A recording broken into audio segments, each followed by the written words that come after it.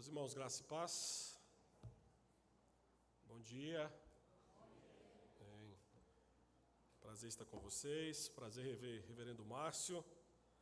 É sempre difícil para mim pregar diante do Reverendo Márcio, tá? Não só porque o Reverendo Márcio tem essa cara intimidadora, né?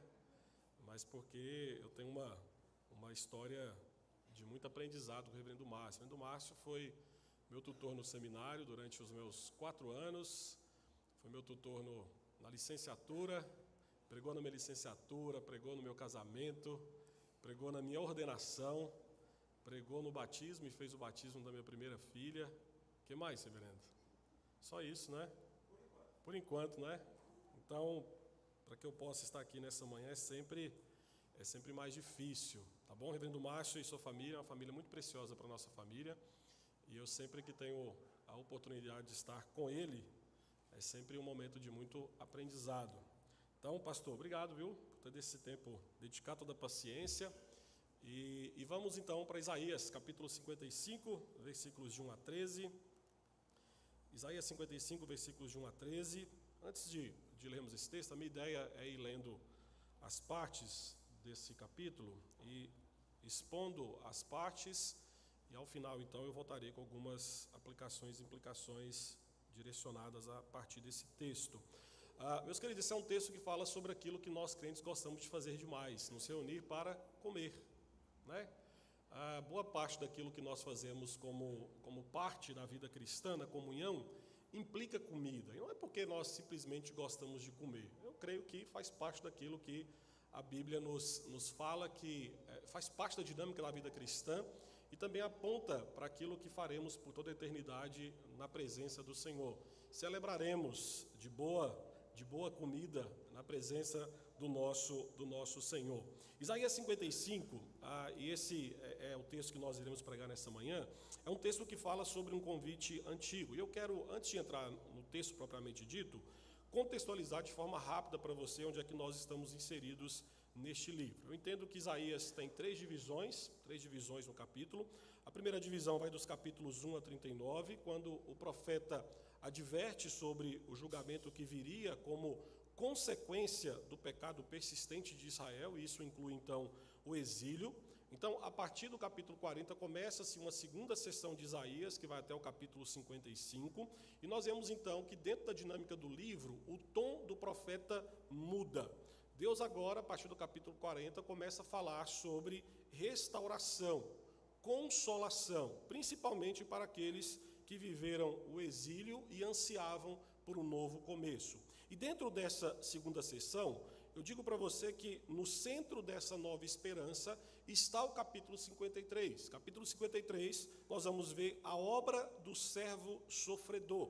É um retrato profético da redenção que viria ao povo do Senhor por meio de Cristo Jesus. E aí, então, temos o capítulo 55, que, de certa forma, é o clímax desse convite à restauração.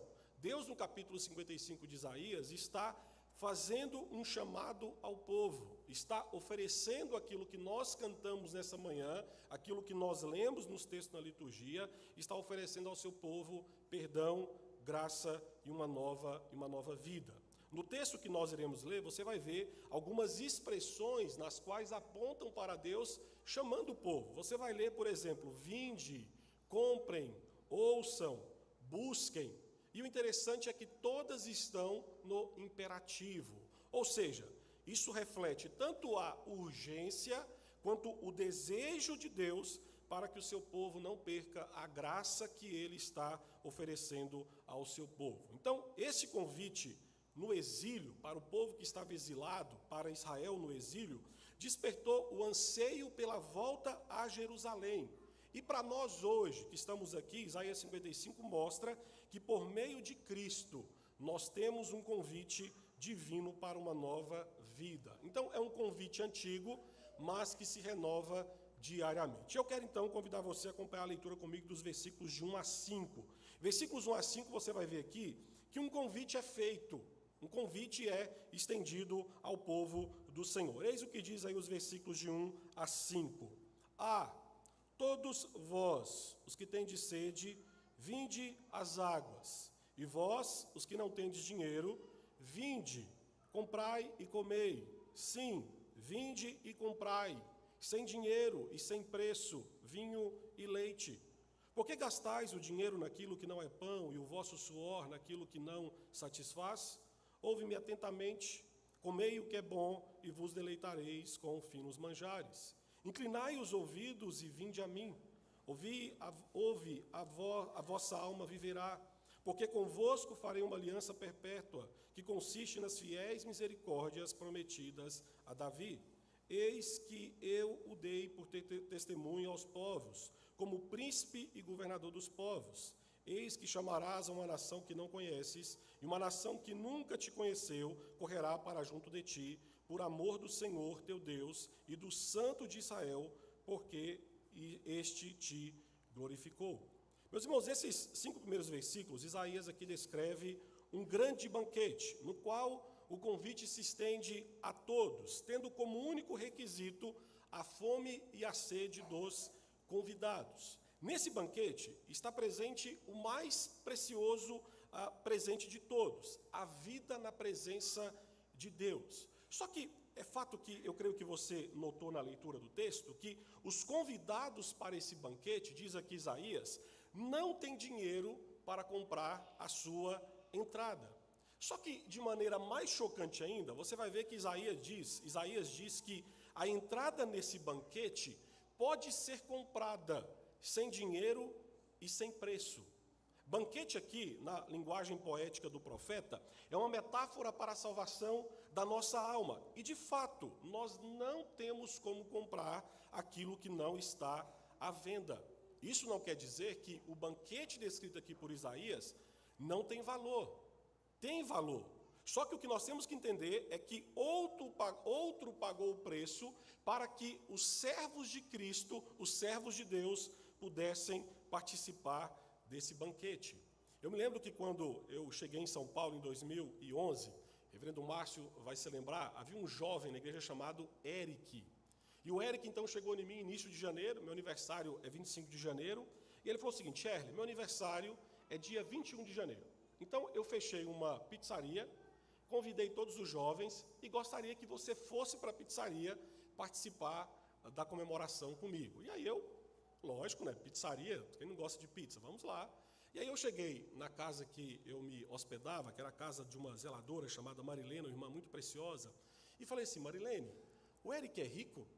Ela falou assim: por quê? Eu falei: porque ele fechou uma pizzaria e convidou todo mundo para ir para lá. E ela falou assim: não, aqui em São Paulo é o seguinte, quando alguém fecha uma pizzaria e convida você para ir para a festa, cada um paga a sua. Meus queridos, no caso aqui do banquete descrito por Isaías, a nossa salvação, o preço é surpreendente. Isaías diz que é zero para nós, mas ao mesmo tempo nós não podemos perder de vista que ele é infinito para Deus, porque Jesus é aquele que pagou com o seu sangue para que nós pudéssemos adentrar a festa descrita aqui em Isaías 55. O profeta diz então que nós devemos comprá-la sem dinheiro, ou seja, nós devemos nos comprometer com ela pela fé.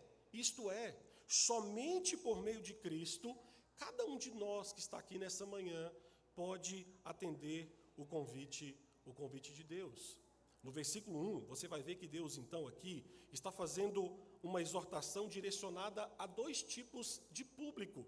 Primeiramente ao seu povo, a nós cristãos, ou seja, o convite para vir e desfrutar desse banquete, meus queridos, é desfrutar do privilégio que graciosamente Ele nos concede.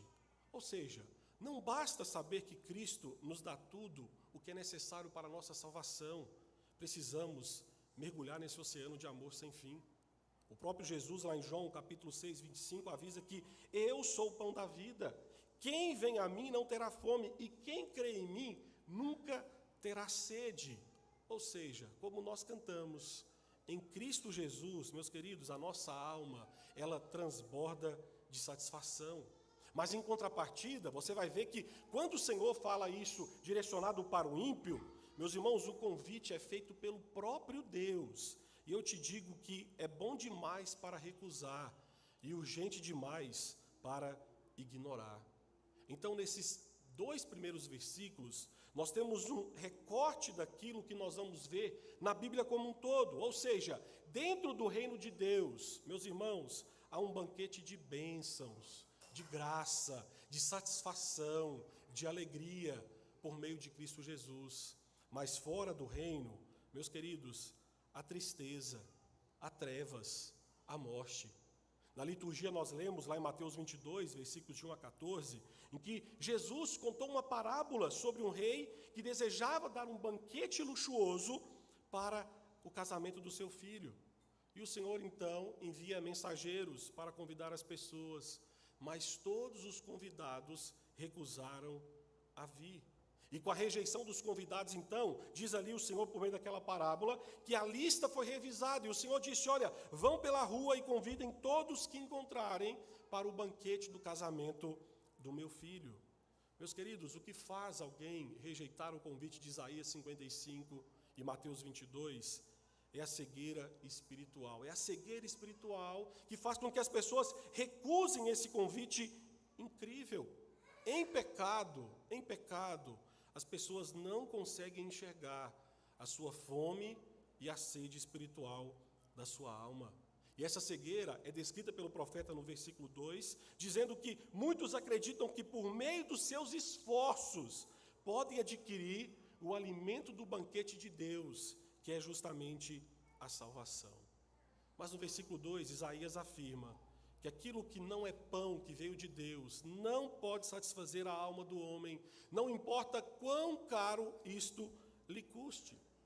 E muitos de nós que estamos aqui, nós somos daqueles que nos esquecemos daquilo que o Senhor nos promete nesse texto, e nós buscamos soluções caras no mundo para os nossos maiores anseios.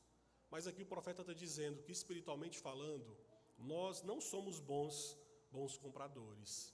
Por isso, então, o profeta aqui exorta para que paremos de desperdiçar as nossas vidas com coisas que nunca satisfarão plenamente a nossa alma.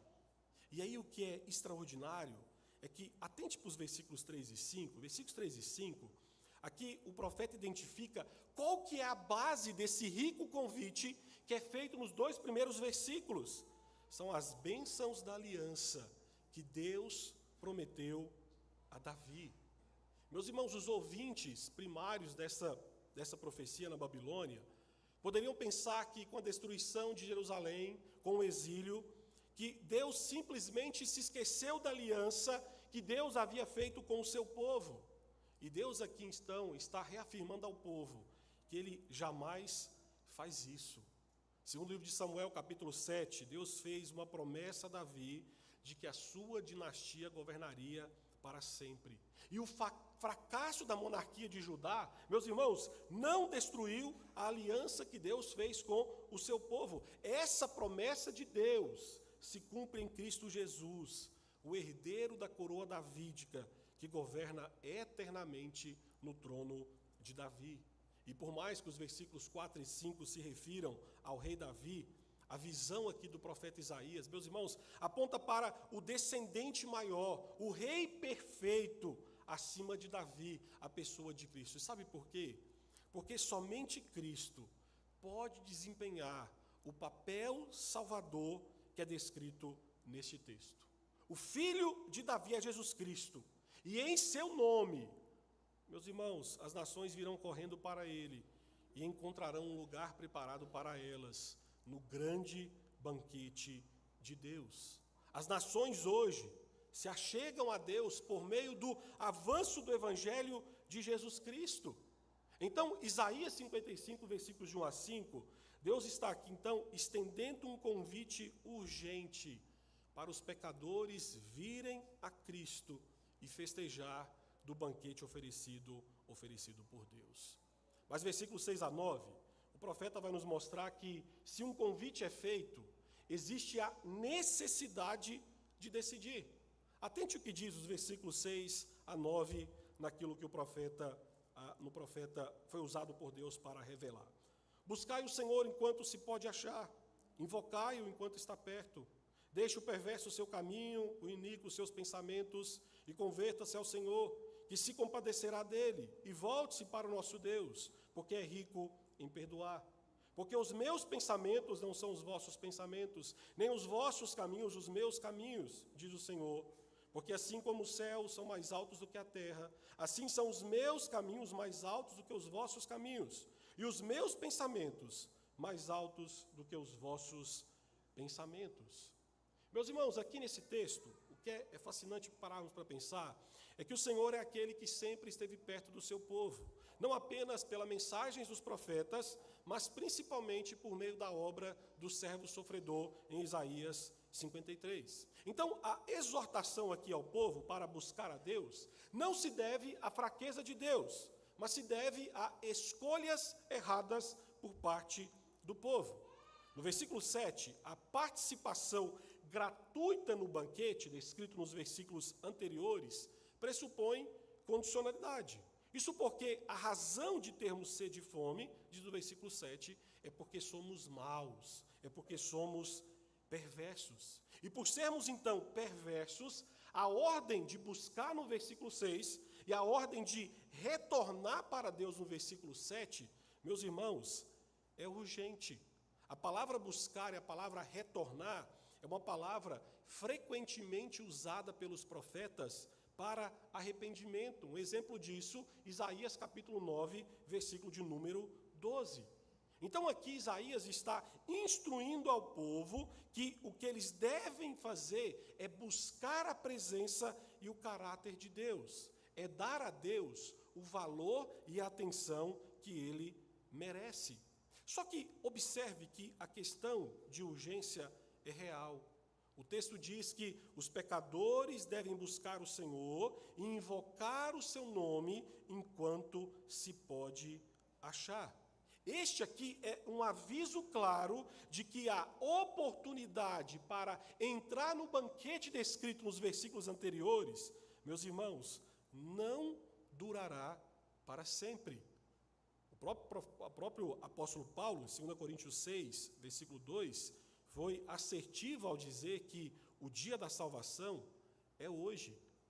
O profeta aqui está dizendo que Deus não ficará estendendo o seu convite gracioso aos pecadores para entrar em sua festa para sempre. Chegará um fim, seja na sua morte, ou seja, na segunda vinda de Cristo. E aí, meu querido, diz o profeta, que será tarde demais.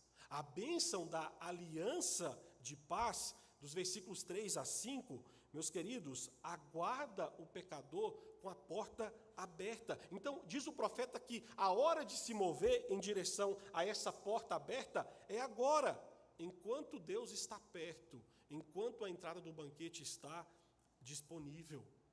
Só que no versículo 7, se você olhar e observar, você vai ver que o profeta diz que a nossa parte, ao receber esse convite, é rejeitar a nós mesmos. Ele diz, deixe o ímpio o seu caminho, o homem injusto os seus pensamentos. Ou seja, antes que a porta do banquete divino feche, nós temos alguns ajustes a fazer em nossas vidas. A expressão que o profeta usa aqui, caminhos de uma pessoa, constitui o seu comportamento. E diz o profeta que ele tem que ser mudado se porventura o pecador pretende viver na presença do Senhor. E meus queridos, convenhamos cá entre nós que os nossos caminhos, os nossos pensamentos banalizam a Deus demais e em contrapartida nos exaltam sobremaneira. Por isso os versículos 6, o versículo 8 e 9 reforça essa ideia. O profeta diz que os nossos caminhos e pensamentos não são os caminhos e pensamentos de Deus. Versículo 8 e versículo 9 aqui, meus irmãos, é um retrato da disposição do nosso coração. Os nossos pensamentos, os nossos caminhos foram pervertidos pelo pecado. E somente quando nos convertemos deles a Deus, é que nós podemos ter paz e desfrutar do banquete oferecido nos 2 primeiros versículos. Meus irmãos, a lacuna existente entre nós e Deus é gigantesca. Porque tudo que diz respeito a nós fora de Cristo está errado, até mesmo os nossos pensamentos. Então, para alguém desfrutar do banquete divino, ele tem que se arrepender, ele tem que abandonar os seus pensamentos, ele tem que abrir mão do seu perverso estilo de vida corrupto.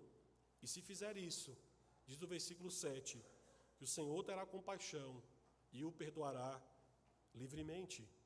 Entretanto, esse perdão divino para perversos e injustos como nós só é possível por causa da obra do servo sofredor em Isaías 53. De Isaías 53, versículo 9, que a sua sepultura foi contada com o perverso.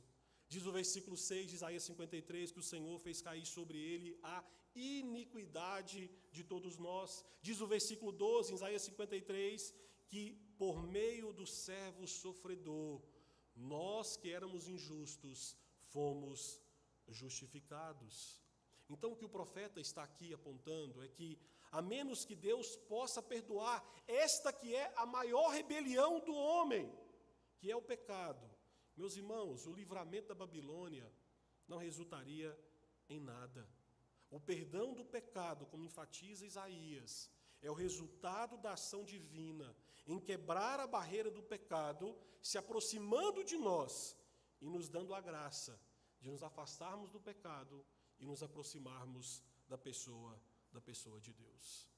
Os versículos 10 a 13, então, o profeta finaliza não só o capítulo, mas também a segunda sessão. E ele fala sobre uma provisão maravilhosa. Eis o que diz aí os versículos 10 a 13. Acompanhe.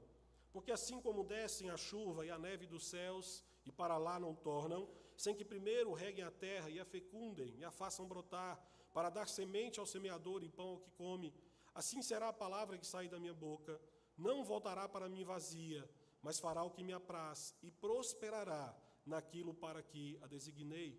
Saireis com alegria, e em paz serei guiados. Os montes e os outeiros romperão em cânticos diante de vós, e todas as árvores do campo baterão palmas. Em lugar do espinheiro crescerá o cipreste, e em lugar da sarça crescerá a murta. E será isto glória para o Senhor, e memorial eterno que jamais será extinto. A seção final aqui destaca o poder da palavra de Deus para produzir a transformação necessária para que os pecadores desfrutem do banquete oferecido nos 2 primeiros versículos. A razão para a conversão da perversidade para Deus é a fidelidade da palavra de Deus. Meus irmãos, o que Deus prometeu sobre perdão, diz o profeta, que é absolutamente confiável. Isaías, então, aqui, se você observou, versículo 10 e versículo 11, ele compara a palavra de Deus com a chuva. E no antigo Oriente Próximo, o contexto em que os primeiros ouvintes dessa profecia ouviram essa palavra, meus irmãos, a chuva era uma questão de vida ou morte. A chuva, no momento apropriado, tinha-se a esperança de colheita, tinha a esperança de alimento. Mas sem chuva, se a chuva não viesse, não tinha colheita, não tinha alimento, e a fome, então, seria um prenúncio da morte. Nesse contexto, a diferença entre morte e vida era a chuva. Isaías diz, então, que a palavra de Deus é como chuva, ou seja, ela é eficiente para gerar vida. E com o florescimento por causa da chuva, a salvação como resultado da palavra vem apesar de nós. Nós não podemos controlar a chuva, nós podemos apenas recebê-la. E aqui então o profeta faz um comparativo, mostrando que é como a obra da salvação. No versículo 11, ele afirma que a palavra de Deus como chuva nunca retorna a Deus que a envia sem os resultados por ele estabelecido. A palavra de Deus sempre alcança o propósito para qual Deus a enviou. Então Deus, por meio de sua palavra, estende o convite para vir ao seu banquete em todo lugar do mundo. Mateus 22, nós lemos sobre isso. Só que Mateus também nos mostra que não são todas as pessoas que atentam para o convite da palavra do Senhor. Meu querido, o que Deus está nos mostrando aqui é que existe misericórdia ao enviar a sua palavra. Mas em contrapartida, nós entendemos também que a mesma palavra que amolece o coração do pecador é aquela que mostra o quão endurecido é o coração do pecador. Para algumas pessoas, os evangelistas, quando pregam a palavra, é fragrância de Cristo. Para outros, quando o evangelho é pregado, meus irmãos, cheiro de morte. Por isso o profeta então finaliza os versículos 12 e 13, concluindo aqui não só a segunda sessão, mas também o capítulo. E aqui o interessante é que o profeta mostra como pano de fundo o regresso do exílio. Ele anuncia aqui, a visão do profeta, é uma procissão festiva dos libertos, enquanto retornam para suas casas com alegria. Isaías profetiza que a salvação, e ele começa falando de salvação como um banquete, e termina falando de salvação, incluindo todos os homens, e uma nova criação. E ele mostra que o retorno do exílio é o primeiro passo em direção a isso. A linguagem do versículo 13, meus irmãos, aponta para a remoção completa da maldição de Adão. Em vez de espinheiro e abrolho, crescerá um cipreste. A visão do profeta aqui é que a maldição sobre a terra desaparecerá para sempre. E os que festejam no reino dos céus viverão em uma terra aperfeiçoada e glorificarão a Deus para todo sempre. Isaías finaliza a profecia afirmando que todas as bênçãos das promessas da aliança de Deus encontram seu cumprimento no servo sofredor, e por isso nós devemos confiar na palavra de Deus. E diante desse texto, eu quero pensar rapidamente em 4 implicações desse texto para nós. A primeira, meu querido, nós temos que entender, a partir de Isaías 55, que este convite é temporário. Esse convite é temporário. Após descrever o banquete gratuito, você vai ver, e isso eu creio que você viu na passagem, Isaías nos exorta a buscá-lo enquanto ele pode ser encontrado, indicando que a oportunidade é passageira e demanda da nossa parte, os ouvintes desse convite, urgência.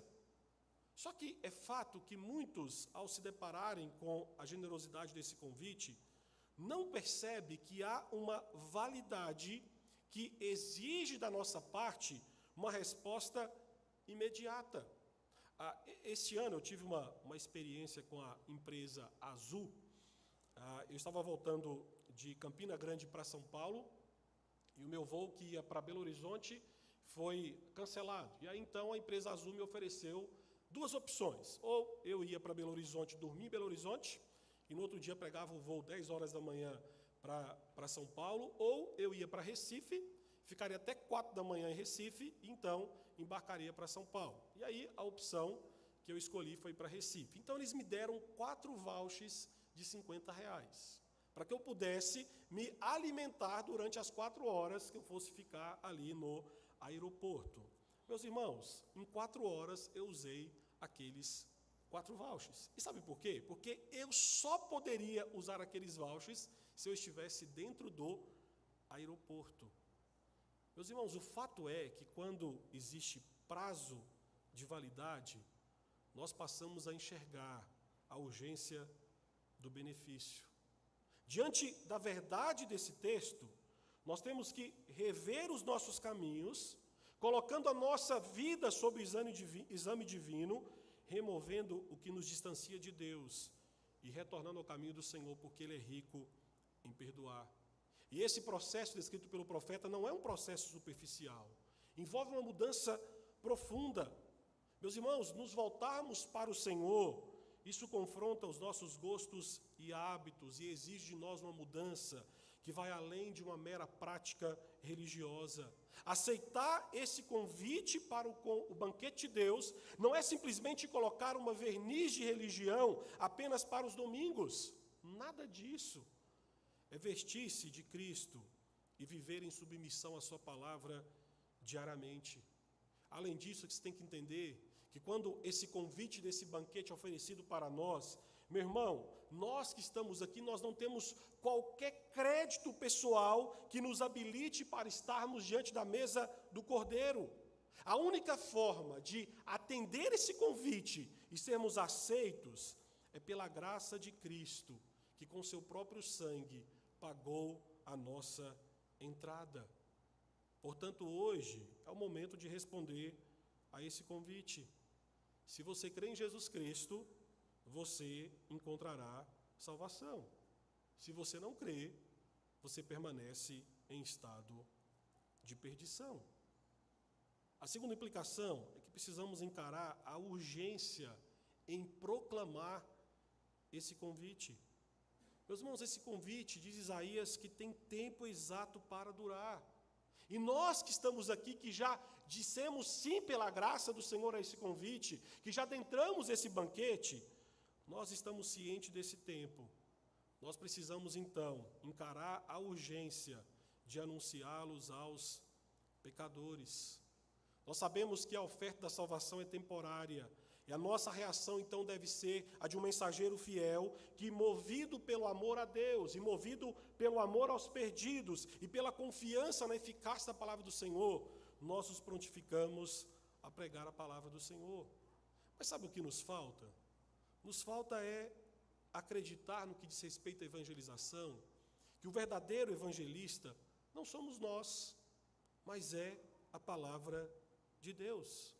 O profeta diz que é o próprio Deus quem providencia para que a sua palavra não volte vazia, mas que ela cumpra o propósito para o qual ele a estabeleceu. Meus irmãos, Deus não está trabalhando a esmo. O evangelho não foi enviado para uma missão incerta. Não. Há um propósito estabelecido por Deus para a salvação e redenção por meio da pregação do evangelho. E essa confiança nos ajuda a perseverar, certos de que o fruto da palavra de Deus vem, e o nosso papel é apenas anunciar com fidelidade e urgência. Mas para nós que estamos aqui, há uma terceira implicação desse texto, que em Cristo nós encontramos todas as provisões que a nossa alma anseia. Nós não cantamos essa manhã, alma cansada vem já, e você que está aqui nessa manhã, você não ouviu o convite de Isaías em Cristo, que é estendido a todos os cristãos, quem tiver sede e fome, venha. Meu irmão, nesse banquete, nós recebemos a nutrição diária para a nossa alma. E aqui, a conexão que o profeta faz com a palavra do Senhor é por demais preciosa, porque aponta para nós que a nutrição diária que nós recebemos como povo do Senhor é por meio da Bíblia. Assim como as plantas precisam da chuva, as nossas almas precisam da palavra de Deus. Deixe-me te falar uma coisa, nós vivemos em um mundo extremamente terapêutico. E nós somos treinados e forçados a sermos tão cheios de si mesmos que nós não temos espaços para Cristo. Por isso, nós que estamos aqui, nós que já adentramos as salas desse banquete, nós precisamos confiar em Deus, que em seu banquete nós encontramos tudo o que é necessário para satisfazer o nosso coração com as melhores comidas que a nossa alma pode encontrar. João 4,14, o próprio Jesus afirmou que aquele que beber da água da vida, da água que eu lhe der, nunca mais terá sede. O que nossa alma precisa, meu irmão, ela encontra tudo plenamente em Cristo Jesus. Somente Cristo pode preencher todos os cantos da alma do homem. Cristo é a completa satisfação das almas dos redimidos. Ele é uma fonte de alegria perfeita. E, obviamente, que nos alimentamos do banquete de Cristo por meio da fé. E a fé se alimenta por meio da palavra de Deus. Na palavra de Deus, então, nós encontramos os alimentos oferecidos no banquete de Isaías 55. Quanto mais nos alimentamos das Escrituras, mais a nossa fé se alimenta. Quanto mais nos achegamos à Bíblia, mais Cristo é colocado diante de nós. Além disso, temos ainda o sacramento da ceia, nos quais os elementos, por meio da fé, meus irmãos, nutre a nossa alma espiritualmente. E por último, e aqui eu termino o sermão nessa manhã, a última implicação. Nós precisamos desejar o grande banquete que se aproxima. Meu irmão, Gênesis 3, versículo 15, vai nos mostrar que foi o comer que trouxe trevas para o mundo. Foi por meio de comida que nós estamos desfrutando de forma, porque não gostaríamos, mas por meio das nossas escolhas dos nossos primeiros pais, temos desfrutado tudo aquilo que é ruim que existe nesse mundo. Em contrapartida, o que a palavra do Senhor nos mostra é que uma das promessas que nós cristãos temos que almejar é o grande banquete escatológico na presença de Deus. O banquete descrito por Isaías é apenas uma sombra do banquete final que nos aguarda. Meus irmãos, na Bíblia existe uma esperança escatológica de um banquete final celebrado na Nova Jerusalém. Isaías 55, versículo 1 é tão extraordinário que reaparece no final da Bíblia. Nós lemos lá em Apocalipse 21 e Apocalipse 22. Meus irmãos, a palavra final de Deus para todos os cristãos até que Cristo retorne é a certeza de que um banquete final nos aguarda. Os evangelhos afirmam que haverá um grande banquete no reino de Deus e que nesse banquete Deus vai se unir a nós. Mateus 22, que nós vemos na liturgia, define que o banquete escatológico é uma festa de casamento. Apocalipse 19, versículos 6 a 9, o último retrato do banquete escatológico que encontramos na Bíblia é um banquete de celebração de um casamento. É uma ceia celebrando a união eterna entre o Cordeiro e a sua noiva. Isso implica que para nós, na primeira vinda, Jesus veio mais para ser alimento do que para banquetear-se com o seu povo. Mas chegará o dia em que ouviremos: bem-aventurados são aqueles que são chamados à ceia das bodas do Cordeiro. O dia para o qual todas as celebrações da Santa Ceia apontam está cada vez mais próximo, o dia no qual Jesus celebrará o seu casamento com o seu povo para sempre. A esperança nesse banquete futuro, meus irmãos, nos ajuda a ter uma perspectiva diferente sobre as dificuldades presentes. Sabe por que nós podemos suportar provações? Porque sabemos que a nossa condição é temporária e que em Cristo nos espera uma eternidade onde não haverá choro, mais dor ou sofrimento. Quando nós mantemos os olhos na promessa desse banquete, a nossa fé se fortalece e encontramos paz em meio às dores presentes, sabendo que estamos a caminho de algo muito melhor. Então, meu querido irmão, para nós que estamos aqui nessa manhã, que nós desejemos esse grande banquete que se aproxima, ansiando pela eternidade ao lado do nosso Salvador, onde encontraremos finalmente toda a alegria e contentamento que as nossas almas sempre buscaram. E nessa certeza, eu quero convidar você a ficar em pé e cantarmos juntos um cântico que fala sobre isso, águas purificadoras, que desde já possamos desfrutar daquilo que o bom Salvador nos dá, que é matar a sede e a fome da nossa alma.